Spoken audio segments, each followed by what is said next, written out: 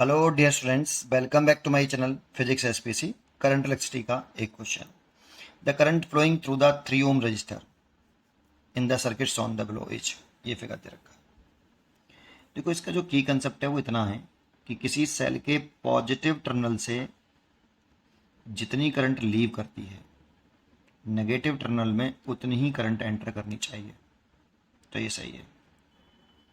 लेकिन अगर ऐसा कभी होता है कि किसी पॉजिटिव टर्मिनल से अगर करंट लीव कर रही है आई और एंटर कर रही है कुछ डिफरेंट, कुछ अलग कर रही है, तो ये गलत होता है।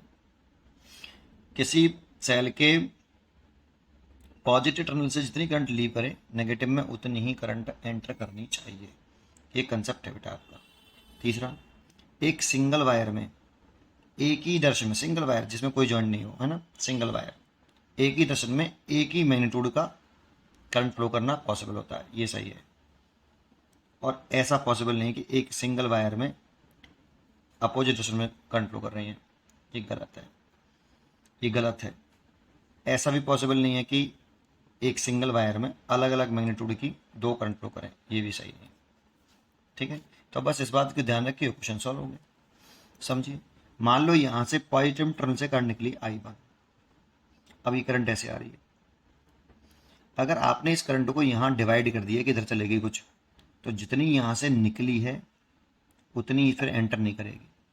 इसलिए ये जो करंट है यहाँ डिवाइड ही नहीं होगी, सीधे आएगी ऐसे I1।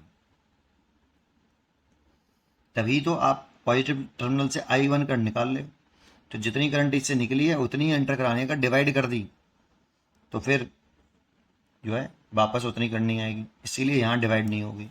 ऐसे यहाँ देखो, अगर करंट इससे I2 निकाली तो जितनी निकली है उतनी ही एंटर करानी है आपको। तो सोचो I2 इधर से आ रही तो ये सीधी इधर जाएगी I2 ऐसे। इसीलिए इस वाली ब्रांच में कोई करंट होगी ही नहीं।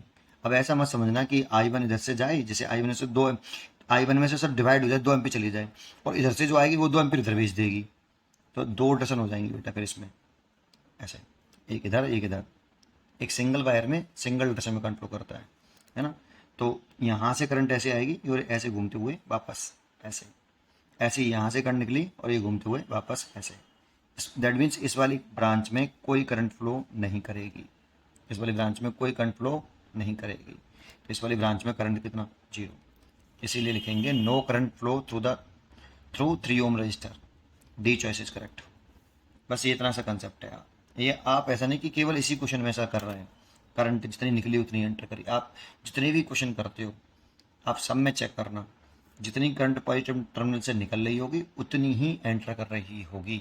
एक कंसेप्ट है बेटा आपका। पढ़ते रहिए और खुश रहिए।